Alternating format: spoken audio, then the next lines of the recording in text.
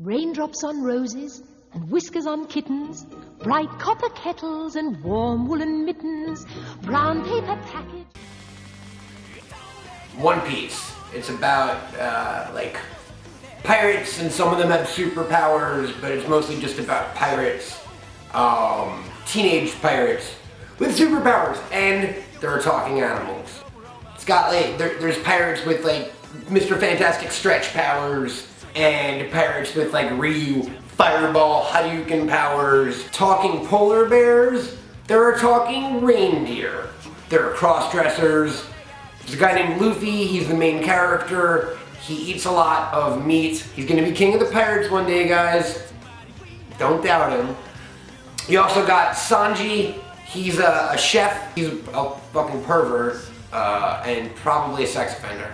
There's Frankie. He's a robot with a pompadour haircut. There's Chopper. Everyone's favorite is Chopper. He's a little reindeer with a big pink hat. He is also a doctor. Also, he transforms into a Sasquatch reindeer thing that can beat the shit out of any wayward pirates on this side of the deep blue.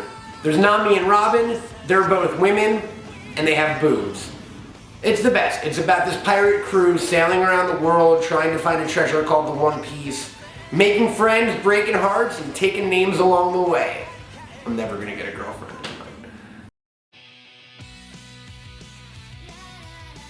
Gintama. Gintama is about this dude named Gintoki who is a samurai in a world where there are no more samurai because feudal Japan, or Edo, has been invaded by like every alien species on the planet. And not invaded in a war sense, but yeah, that happened too. More in the sense that like Gintama takes place in a universe that is feudal Japan with weird technology and random aliens in it. So this samurai guy, Gintoki, has his business where if you give him money, he'll basically do anything, no questions asked. Though it usually has to do with like fighting an alien or like weird stuff. There's a lot of weird stuff in this comic. That's kind of why I love it. You've also got Shinpachi, who's like a little nerd with glasses who's far from a samurai. But he's like a decent dude and kind of the heart and the only realistic or logical person. And then you've got Kagura, who's like an 11-year-old girl, but she's also an alien from like this badass planet of crazy assassin fighter things. So she's really cute and she wears like a little like kimono thingy, but she's probably the best fighter on the team other than Gin. She's also out of her mind and like a real bad person on like a fundamental level, like you don't want to fuck with her. There's also Arizabetu, who's like a giant talking chicken that's really like a dude in underwear inside, which is really disturbing and I don't like to think about because I like the chicken. And there's also like a weird giant dog alien thing named Sadaharu, and I've got a soft spot for dogs in general and then weird giant alien dogs in specific, so Sadaharu's kind of cool with me. And the series is basically like the three of those guys bumbling around, getting into misadventures. It's super funny and like weirdly edgy for a manga. It's got a real crude sense of humor, and that's something that's right up my alley.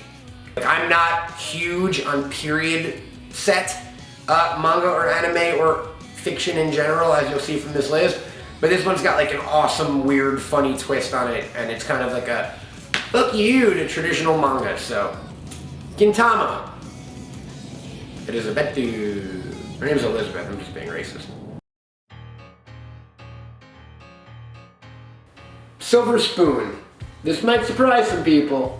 Silver Spoon is the weirdest thing that I'm into in the sense that it's so not weird and just slice of life and wonderful in every way.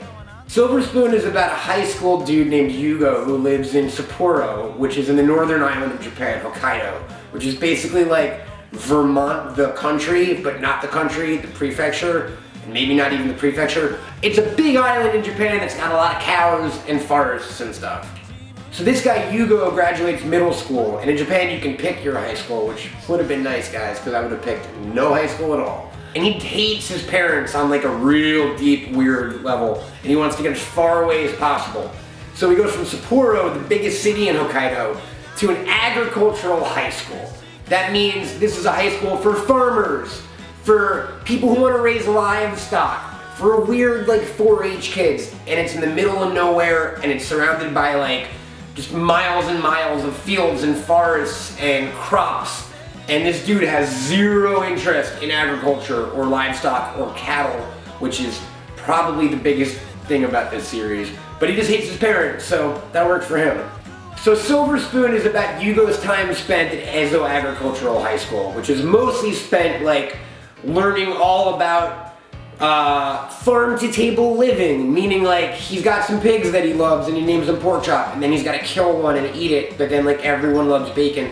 I don't know, guys. I don't even know if I can describe this manga in a way that will make you want to read it. It's just really, really, really good. It's from the same mangaka who created Full Metal Alchemist, so that'll probably get you peaked up nerds. In a world where every manga is about superpowered people fighting, this one is just about like a 16-year-old dude learning about agriculture and like crushing on a girl he likes and like trying to join the horse team.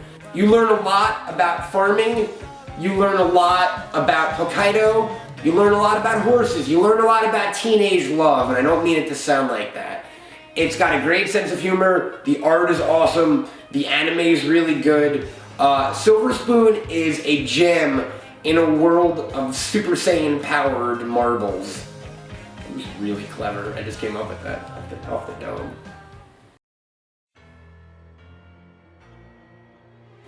Not 8, 4. Fuck you. Assassination Classroom, or Ansatsu Kyoshitsu, if you're a dumb weeaboo like myself. Assassination Classroom is a hard one to describe, but bear with me for a second. An alien that looks like an octopus blows up the moon and then threatens to blow up the Earth if they don't make him a substitute teacher of a troubled school where he will teach the students how to kill him. And if they can within a year, the Earth is okay. If they can't, bye-bye Earth. Welcome to Assassination Classroom. Koro Sensei, he's like a yellow octopus alien teacher thing who's like a real sweet guy. And he moves at Mach 4 speed, and he's basically invulnerable to anything. Becomes the teacher of this class at a high school for troubled kids. Now the school's not for troubled kids, this class is. It's Class E. It's the dregs. Actually, they're all really fine, but like it's Japan, so it's pretty competitive over there. So it's a comic about a yellow alien octopus man teaching a group of like, I want to say 6th graders, how to murder.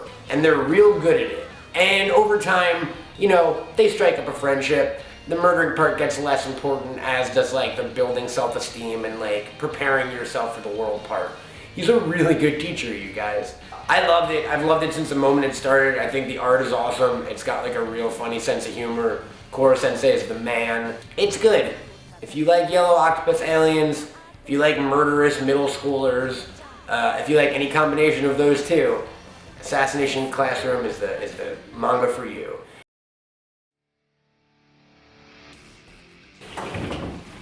Oh, sorry, I was busy. And finally, rounding out my list of my top 5 current favorite manga, One Punch Man. That's what they used to call me in high school, because I got punched in the face one time and cried. But it only happened one time, so no problem. One Punch Man is a pretty simple one to describe. There's a dude named Saitama. He gets superpowers. Really, really, really, really, really good superpowers. So much so that he kind of becomes bored immediately. You see, Saitama lives in a world where alien attacks and giant kaiju type monster battles are fairly frequent occurrence, and there's like a whole superhero league to deal with that. However, they're pretty inept, whereas Saitama can beat any single bad guy in the universe with, guess what? Just one punch. Imagine if Superman was battling Doomsday for like 2 hours on the streets, and all of a sudden this little bald kid walked up and like tapped Doomsday on the face, and his head and body exploded. That's how powerful Saitama is, and he's awesome.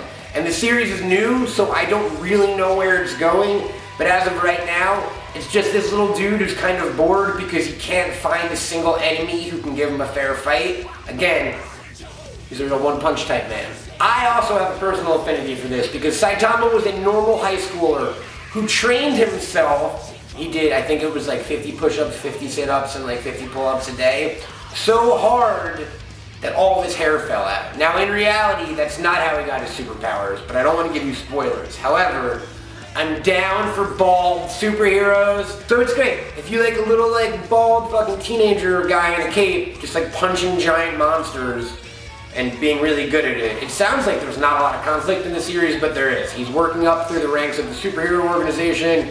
He's got a best friend who's like the #2 best superhero, who's like a cyborg, awesome ninja guy. This is like the hip, hey guys, if you want the hip manga to be in, take a tip from your old friend Matt. One Punch Man. It'll get the ladies talking. Ladies, stop talking. I'm trying to do a YouTube video. You like One Punch Man too? So that's it. That's my top 5 current manga. If you agree with me, great. You're a smart person. If you disagree, not much hope for you, buddy. But either way, leave a comment below. Subscribe if you like this video. I want to start doing more stuff like this. And also, I need to feel productive because I play a lot of Fallout. Bye!